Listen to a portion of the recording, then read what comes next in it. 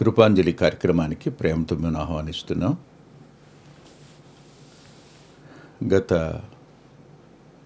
కొన్ని సంవత్సరాలుగా ఈ కార్యక్రమాన్ని ధారావాహికంగా కొనసాగిస్తున్న దేవునికి హృదయపూర్వకమైన ధన్యవాదాలు తెలియచేస్తున్నాను నేను.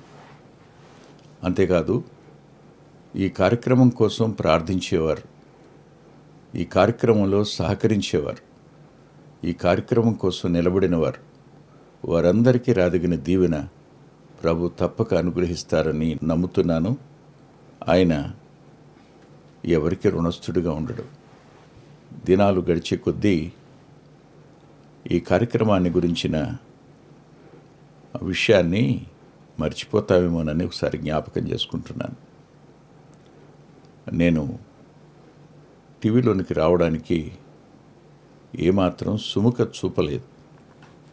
మరుగ్గా ఉండాలి అనేది నాకున్న ఆలోచన చాలా కాలం నుండి. అదే రీతిగా పుస్తకాలు కూడా నేను చనిపోయిన తర్వాతనే ప్రచురించండి అని కూడా చెప్పాను. కానీ అలా జరగల. నేను బలవంతంగా ఓ చెల్లి కారణం చేత ఆమె వారికి ఫోన్ చేసి నాతో మాట్లాడి ఈ శుభవార్త వారితో కూడా మాట్లాడడం వల్ల రేపు సాయంకాలంలోగా వాళ్ళు రెస్పాండ్ అయితే అప్పుడు చూద్దామని ప్రార్థన చేస్తున్నప్పుడు వ్యక్తిగతంగా ప్రభు నాతో మాట్లాడారు లేఖనంలో నుండి. అప్పుడు ఒప్పుకోవలసి వచ్చింది. ఇన్ని సంవత్సరాలు ఆయన దాన్ని కొనసాగిస్తారని ఎన్నడూ ఊహించలేదు. ఆ రోజు ఆ చెల్లి నాతో మాట్లాడినప్పుడు నేను అన్నాను, చక్కగా పాటలు పాడుతుంది ఆమె, నెల్లూరు జిల్లాకు సంబంధించిన ఆమె, పేరు చెప్పొచ్చు కానీ వద్దులేండి. ఒక మాట ఏమిటంటే, నువ్వు ఏమనుకుంటున్నావురా నన్ను గురించి అని ఆమె మాట అంది. అన్నయ్య, వాక్యాన్ని వాక్యంగా చెప్పేవారు కరువు అవుతున్నారు అని. కాదురా, కట్టడం నా వల్ల అవుతుంది అనుకుంటున్నావు నువ్వు అంటే, దేవుడు చూస్తాడు అన్నయ్య, ఆయన చూసుకుంటాడు. నిజంగా ఎన్ని సంవత్సరాలు ఆ చెల్లి అన్న మాట దేవుడు నెరవేరుస్తూ వచ్చాడు. దానికి హృదయపూర్వకంగా ధన్యవాదాలు తెలియచేయాలి.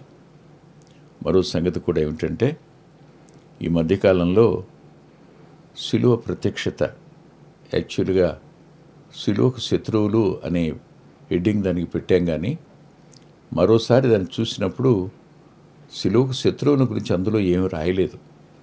శిలువ యొక్క ప్రత్యక్షతను గురించి మాత్రమే రాశాం. కాబట్టి ఆ టైటిల్ని శిలువ ప్రత్యక్షతగా మార్చడం జరిగింది. ఇకపోతే ఓ చిన్న ప్రార్థన మనవి. ధారావాహికంగా 43 వర్తమానాలు పునరుద్ధాన ప్రత్యక్షతను గురించి చెప్పడం జరిగింది. అవన్నీ బుక్గా చేయమని చాలామంది అడుగుతున్నారు. మెసేజ్లు పెట్టిన వారు, నాతో చెప్పిన వారు ఉన్నారు. దానికోసం మొదటి సంపుటిగా ఓ 15 వర్తమానాలని మొదటి భాగంగా అంతా రెడీ చేసిన తర్వాత సిస్టమ్ ఫెయిల్ అయింది. అందులో నుంచి ఆ డేటాను మళ్ళీ తిరిగి రికవరీ చేయడం అనేది కొంచెం కష్టసాధ్యంగా ఉంది. మీ వ్యక్తిగత ప్రార్థనలో జ్ఞాపకం చేసుకోండి, మర్చిపోకండి. ఆదికాండం 41వ అధ్యాయం 9వ వచనంలో, నేడు నా తప్పిదములను జ్ఞాపకం చేసుకొనుచు ఉన్నాను. నేడు నా తప్పిదములను జ్ఞాపకం చేసుకొనుచు ఉన్నాను. ఈ మాట పానదాయకుల అధిపతి రాజు సింహాసనం దగ్గర పలికిన మాట. మనం అందరం ఈ విషయాన్ని దేవుని సింహాసనం దగ్గర ఆయన పాదాల వద్ద పలకోలసిన మాటగా నాకు అనిపిస్తూ ఉంది. తల్ల వంచి ప్రార్థన చేసుకుందాం. ప్రేమగల మా ప్రియ తండ్రి, పరిశుద్ధుడు అయిన గొప్ప దేవ, నేటి దినాన్న మిమ్మల్ని మీరు మాకు ఉపకారం చేయడానికి నియమించిన వారిని సేవలో, వ్యక్తిగత జీవితంలో, కుటుంబం కోసం ఎవరెవరిని మీరు సాయం చేయడానికి నియమించారో వారిలో అనేకులను మేము మర్చిపోయి ఉన్నామని హృదయపూర్వకంగా ఒప్పుకుంటున్నాం. క్షమించమని మీ పాదాల దగ్గర విజ్ఞాపన చేస్తున్నాం. తండ్రి, ఈ దినాన్న కొద్ది మాటలు తిరిగి చెప్పడానికి నీ దాసుని బలపరచండి. మీ ప్రత్యేకమైన కృపా సహాయాన్ని అందచేయండి. మీ ఆత్మచేత నింపండి. మా సమయాన్ని దీవెనగా మార్చండి. మీ కృపాహస్తాలకు మనం అప్పగించుకుంటూ యేసుక్రీస్తు ప్రభు వారి పేరట ప్రార్థిస్తున్నాం తండ్రి. ఆమేన్, ఆమేన్. యెషయా గ్రంథం 57వ అధ్యాయం 11వ వచనాన్ని నేను చదువుతున్నాను. అది దయచేసి మీరు చూడండి. ఎవనికి జడిసి భయపడినందున ఆ సంగతి మనస్కరించకపోతివి. ఈ మాట ఎందుకో గుచ్చినట్టు అనిపించింది. ఎవనికి జడిసి భయపడి ఆ సంగతి మనస్కరించకపోతివి అంటే మనసులోకి తెచ్చుకోలేదు, ఎలా గుర్తు రాలేదు, ఎందుకు మర్చిపోయావు అని దేవుడు ప్రశ్నిస్తున్నట్టు అనిపించటం లేదా? నీవు కలలాడి నన్ను జ్ఞాపకం చేసుకొనకపోతివి. బహుకాలము నుండి నేను మౌనముగా ఉండినందునే కదా నీవు నాకు భయపడలేదు. మనుషులకు భయపడిన కారణం చేత మనం ఉపకారం చేసిన వారిని మర్చిపోతాం. దేవునికి భయపడవలసినంతగా భయపడకపోవడం వల్ల మర్చిపోతాం. పానదాయకుల అధిపతి అయినా నువ్వైనా నేనైనా దేవునికి భయపడితే మనస్కరిస్తాం. దేవునికి భయపడక మనుషులకు భయపడితే మనం మర్చిపోతాం. ఉపకారం చేయడం మనం చేయలేం. జ్ఞాపకానికి రారు. వారెవరిని మనం గుర్తు చేసుకో.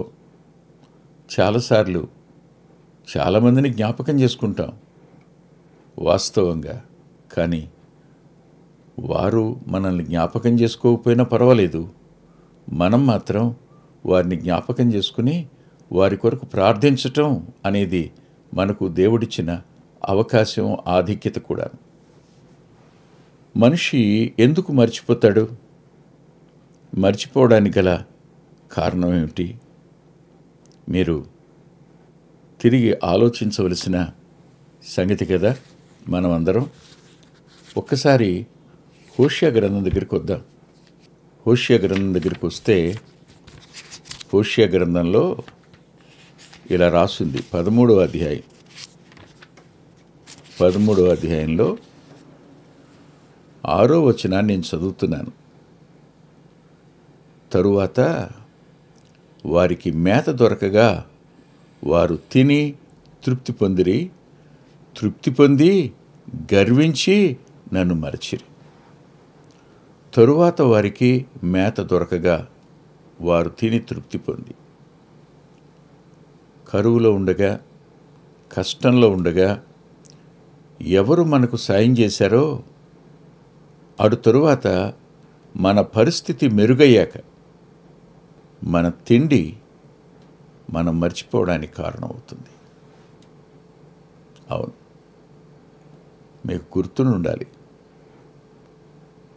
ఏశావు జ్యేష్ఠత్వాన్ని కోల్పోయినాననే జ్ఞాపకమే లేకుండా అతడు తిని త్రాగి లేచిపోయాను అని రాసుంటుంది.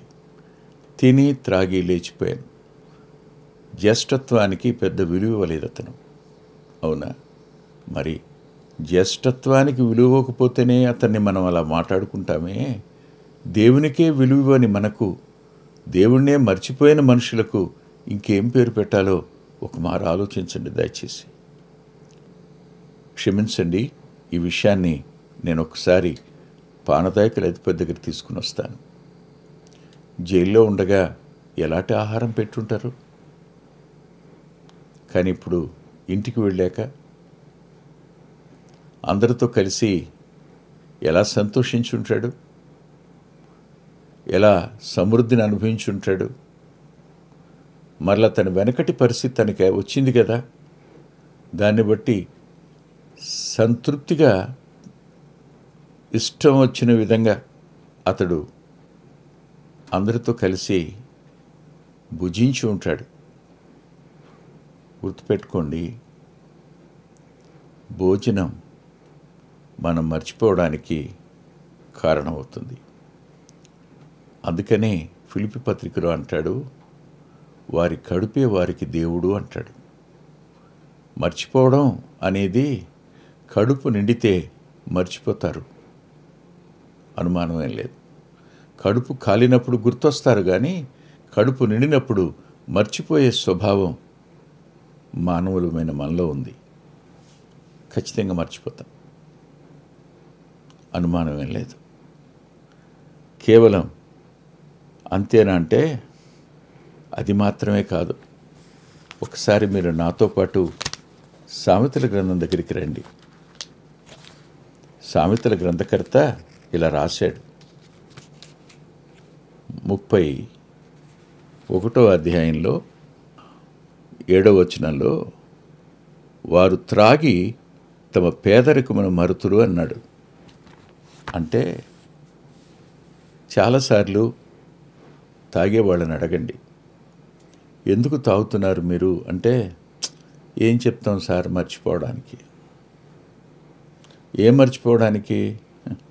నాకైన గాయం మర్చిపోవడానికి, నా భార్య నాకు చేసిన నమ్మక ద్రోహం మర్చిపోవడానికి, నా స్నేహితుడు నాకు చేసిన నమ్మక ద్రోహం మర్చిపోవడానికి నేను త్రాగుతున్నాను అని వారు సమర్థించుకుంటారు. అంటే తిని మర్చిపోయే మనిషి, త్రాగి మర్చిపోయే మనిషి. తినడం త్రాగడం అనేది దేవుణ్ణి మర్చిపోవడానికి కూడా కారణమవుతాయి కదూ. ఆ ధనవంతుడు ఆ విస్తారమైనటువంటి ఆ ధాన్యపు రాశిని చూసి ఏమన్నాడు తన ప్రాణంతో? కదా, అదే మాట కదా. సుఖించు, తిను, త్రాగు, సంతోషించు. ఎక్కడ దేవుడు అనే మాట ఉంది అందులో? లేదు కదా.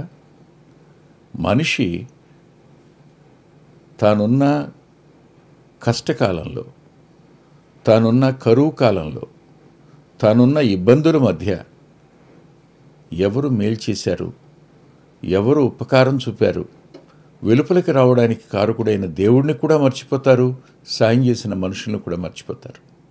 దానికి వారి తిండి కారణం కావచ్చు, వారు పానం కూడా కావచ్చు. అంతేకాదు, తిరిగి ఇప్పుడు హోషేయ గ్రంథం 13వ అధ్యాయం 6వ వచనం దగ్గరికి వద్దాం. వచ్చాక తిని తృప్తి పొంది అనే పదం, తృప్తి పొందిన వాడికి ఇంకేమి జ్ఞాపకం రాదు. తృప్తి నేర్చుకున్నవాడు వేరు, సమృద్ధిలో తృప్తిగా ఉన్నవాడు వేరు. ఇద్దరికి తేడా ఉంది. లేమిలోనూ కలిమిలోనూ సంతృప్తి పడ నేర్చుకున్నవాడు, తృప్తిని నేర్చుకునేవాడు ఉంటాడు.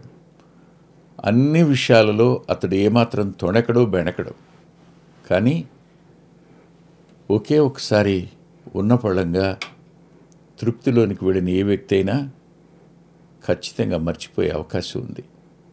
మరుపు అనేది వారిని పట్టుకుంటుంది, ఇందులో సందేహమేం లేదు. తిండి, అన్నము, పానము, ఆ మీదట తృప్తి అనేది మనిషి మర్చిపోవడానికి కారణమవుతుంది. ఉన్నతమైన స్థాయిలో ఉండి, రాచరికంలో ఉండి 103వ కీర్తనలో దావీదు గారు అంటాడు, నా ప్రాణమా ఆయన చేసిన ఉపకారముల్లో దేన్ని మర్చిపోవద్దు సుమా. మర్చిపోతావేమో. ఇప్పుడు ఎక్కడున్నావు నువ్వు? అద్భుతమైన భోజన బల దగ్గర ఉన్నావు కదూ. నీకు ఇప్పుడు ఏ కొరత లేదు, సమృద్ధి ఉంది, కావలసినంత ఉంది, కావలసిన దానికి మించే ఉంది. ధనమైన, జనమైన, అధికారమైన మించి ఉంది. కాబట్టి మర్చిపోయే ప్రమాదం ఉందని తన ప్రాణాన్ని తాను హెచ్చరించుకుంటున్న వ్యక్తిగా దేవుని హృదయానుసారుడు కనపడతాడు. అనేక మార్లు మరచిపోవడం అనేది మానవ నైజం అని చెప్పుకున్నాం గత వారంలో కూడా. ఈ నైజం మనల్ని ఎక్కడికి తీసుకొని పోతుంది? తిండి వల్ల మర్చిపోతాడు, అంటే ఆహారం వల్ల మర్చిపోతాడు, పానం వల్ల మర్చిపోతాడు, తృప్తి వల్ల మర్చిపోతాడు. 4వ మాట మరింత దారుణమైన మాట. చూడండి దయచేసి 13వ అధ్యాయంలోనే హోషేయ గ్రంథంలో 6వ వచనంలో, గర్వించి నన్ను మరచిరి. గర్వం కూడా మర్చిపోవడానికి కారణమవుతుంది. రథమెక్కినవాడు మర్చిపోతాడు,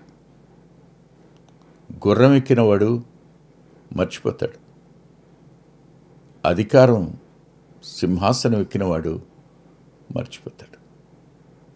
ఎవరూ జ్ఞాపకానికి రారు. కేంద్ర స్థానంలో తాను మాత్రమే ఉంటాడు, ఇంకెవరూ ఉండరు.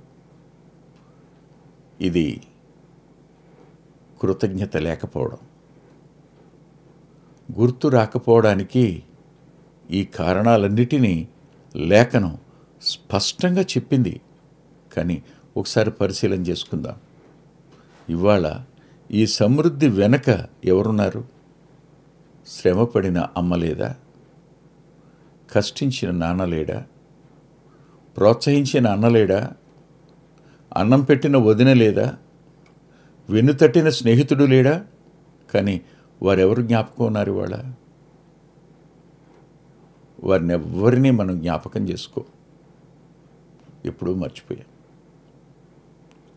నేను ద్రోహం చేసిన వారిని జ్ఞాపకం పెట్టుకుని వారికి తిరిగి ద్రోహం చేయమని నేను చెప్పటం లేదు.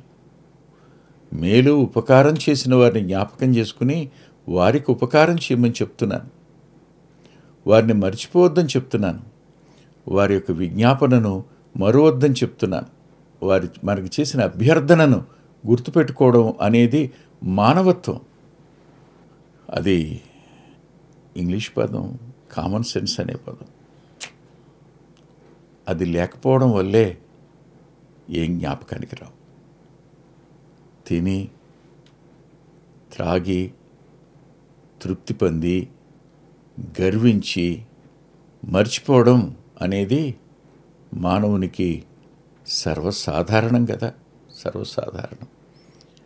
ఇప్పుడు పానదాయకుల అధిపతి ఏ స్థానంలో ఉన్నాడో మీరు గుర్తు చేసుకుంటారా? ఏ పరిస్థితుల్లో ఉన్నాడో ఒకసారి జ్ఞాపకం చేసుకుంటారా? అతనికి యోసేపు ఎందుకు జ్ఞాపకం వస్తాడు? చెరసాల ఎందుకు గుర్తొస్తుంది? వెనకటి పరిస్థితిని జ్ఞాపకం చేసుకోవడానికి ఇష్టపడం, దాన్ని ప్రక్కకు తోసేస్తాం కదా. కానీ మనం ఏమైనా అబ్రహాం లింకనా? కాదు కదా. ఆయన వైట్ హౌస్ ఎక్కేటప్పుడు, మెట్లెక్కేటప్పుడు ఓ మూలన తను చినిగిపోయిన కోటు అక్కడ పెట్టుకునేవాడట. పెట్టుకుని అక్కడ రాగానే, లింకన్, నీవు ఇప్పుడు ప్రెసిడెంట్ అనుకుంటున్నావేమో, ఒకప్పుడు నీ స్థితి అది, మర్చిపోద్దు సుమా, ఒకప్పటి నీ స్థితి అది అని జ్ఞాపకం చేసుకునేవాడట. ఒకప్పటి స్థితిని గుర్తు చేసుకునేవాడు ఎవడు గర్విష్టి కాలేడు. ఒకప్పటి తన స్థితిని జ్ఞాపకం చేసుకున్నవాడు ఎవడైనా సరే మర్చిపోలేడు, ఉపకారాన్ని మర్చిపోలేడు. హృదయపూర్వకంగా ఈ మాటలు మీ మనసుల్లోనికి రానిమ్మని మనం వీటిని జ్ఞాపకం చేసుకుందాం. ఇప్పుడు తిరిగి మనం లేఖనం దగ్గరికి వస్తే ఆదికాండం 41వ అధ్యాయం 9వ వచనం. ఎప్పుడిది? ఆ రాత్రి రాజుకి కల వచ్చింది. కల్లో అది రావడం వల్ల రాజు కలవరపడ్డాడు. తెల్లవారినప్పుడు అతడి మనసు కలవరపడింది గనుక అతడు ఐగుప్తులో ఉన్నటువంటి శకునగాండ్రందరినీ, విద్వాంసులందరినీ పిలిపించి తన కలొకటొచ్చింది, దానికి వివరించి దాని భావం, భాష్యం చెప్పమని వారిని అడిగాడు. ఎవరూ చెప్పలేకపోయినారు. అప్పుడు పానదాయకుల అధిపతి రాజు ముందు నిలబడి, నేను దయచేసి నన్ను క్షమించాలి అన్నట్టుగా నేడు నా తప్పిదములను జ్ఞాపకం చేసుకొనుచున్నాను. ఫరో తన దాసుల మీద కోపగించి నన్నును, భక్ష్యకారుల అధిపతిని, మా ఉభయులను రాజసంరక్షక సేనాధిపతుల ఇంటి కావలిలో ఉంచెను. ఒక రాత్రి నేను, అతడు, మేమిద్దరము కలలు కంటిమి. ఒక్కొక్కడు వేరువేరు భావములు గల కలలు చెరియొకటు కంటిమి. అక్కడ రాజు సంరక్షక సేనాధిపతి దాసుడై ఉండిన ఒక హెబ్రీ పడుచువాడు మాతో కూడా ఉండెను.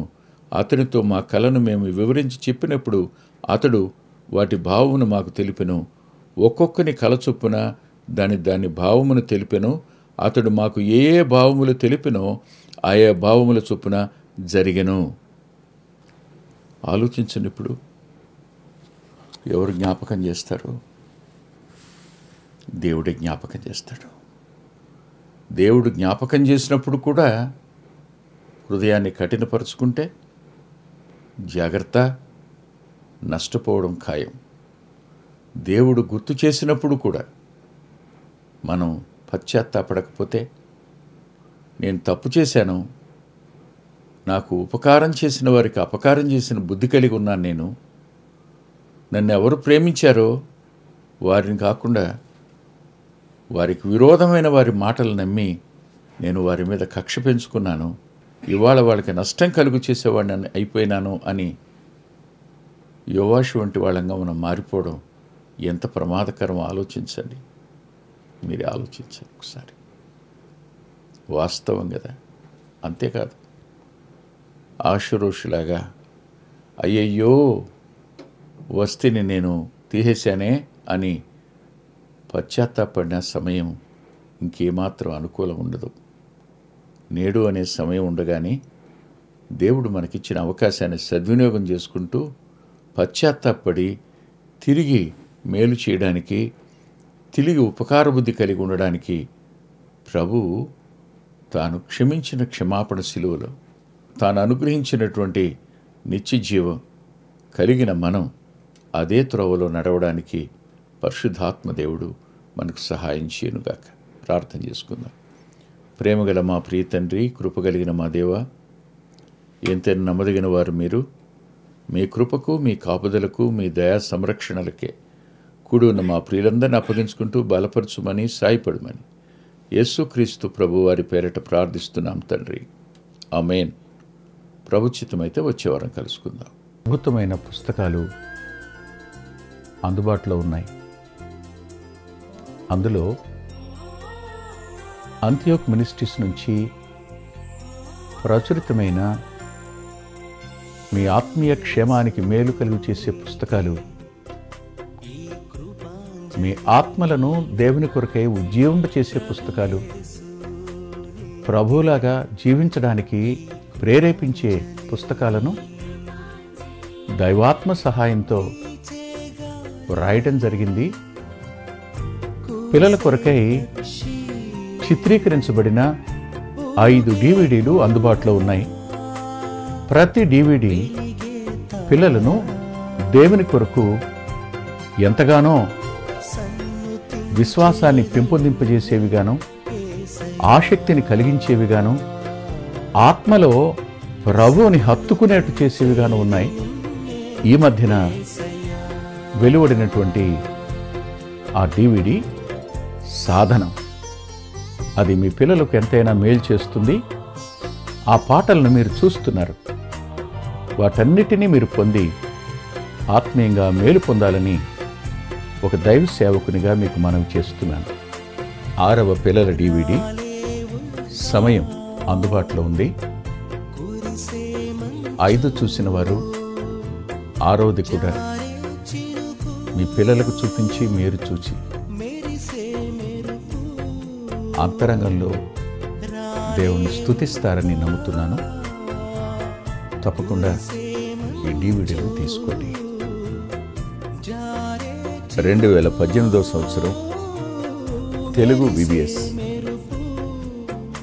DVD దాహం, పిల్లల ఆత్మీయ క్షేమం కోసం 10 పాటలతో దృశ్యరూపకంగా దీన్ని తయారు చేయడం జరిగింది. తప్పనిసరిగా ఈ DVD తీసుకోండి. పిల్లలకు వీటిని పరిచయం చేయండి. ఈ పాటలు మీ పిల్లలకు నేర్పండి. మీ సండే స్కూల్లో ఈ పాటలు నేర్పడం మర్చిపోకండి. నూతనంగా వచ్చిన పిల్లల DVD ఐక్యత అనే టైటిల్ పెడదామనుకున్నాం, కానీ కలిసి ఉందాం అనేటువంటి టైటిల్ని పెట్టడం జరిగింది. కలిసి ఉందాం, అది పిల్లలకు ఎంతో ప్రయోజనకరమైన DVD. దానిని మీరు పొంది మీ పిల్లల ఆత్మీయ క్షేమాన్ని ఖచ్చితంగా చూస్తారని నేను నమ్ముతున్నాను. ఆ DVDని మీరు సంప్రదించి పొందవచ్చు. సాధు సాల్మన్ గారి జీవితం, ఆయన గోదావరి నది దగ్గర ఒక ఆశ్రమాన్ని స్థాపించి అనేక మందిని ప్రభువులోకి నడిపినవారు, అనేక మంది జీవితాలను ఆయన ప్రోత్సహించినవారు. ఎంతో ప్రోత్సాహకరమైన ఈ జీవితాన్ని చదివి మీరు తప్పకుండా ఆత్మీయమైన మేలు పొందుతారు. ఎంతో దిద్దుబాటు ఈ పుస్తకం మూలకంగా జరుగుతుంది. తప్పకుండా చదవండి. గత 30 సంవత్సరాలుగా ఇది 31వ సంవత్సరం క్రీస్తు సువార్త పత్రిక. అనేక మంది ఆత్మీయ ఆకలిని తీరుస్తున్నటువంటి మాసపత్రిక. ఈ పత్రికను మీరు పొంది మీ ఆత్మీయ జీవితాలకు మేలు కలుగు చేసుకుంటారని హృదయపూర్వకంగా మీకు సిఫార్సు చేస్తున్నాను. గత 2 సంవత్సరాలుగా పిల్లల ఆత్మీయ క్షేమం కోసం సచిత్ర ద్విమాస పత్రిక నెలవంక వెలువడుతోంది. అనేక మంది పిల్లలు ఆత్మీయంగా మేము మేలు పొందామని వారి ఉత్తరాల ద్వారాను వ్యక్తిగతంగా కలుసుకున్నప్పుడు సాక్ష్యం చెబుతున్నారు. మీరు కూడా మీ పిల్లల కోసం నెలవంక పత్రికను మీరు పొందొచ్చు. అందుకొరకై ఈ క్రింద ఇవ్వబడినటువంటి ఫోన్ నెంబర్ని మీరు సంప్రదించండి. ప్రభు యేసు నీకే ఈ కృపాంజలి, ప్రభు యేసు నీకే ఈ కృపాంజలి. వీచే గాలి, కూసే పక్షి, ఊగే కుంభ, వెలిగే తారా, సన్నుతించేది నిన్నే. మా చిరునామా కృపాంజలి, బ్రదర్ పిల్లా వెంకటరత్నం, రామచంద్రపురం రోడ్, గుడివాడ, కృష్ణా జిల్లా, Andhra Pradesh. Our address Krupanjali, brother Pilla Venkataratnam, Ramachandrapuram road, Gudivada, Krishna district, Andhra Pradesh. Phone number 9490504299 9490504299. రాలేవుగా కురిసే మంచు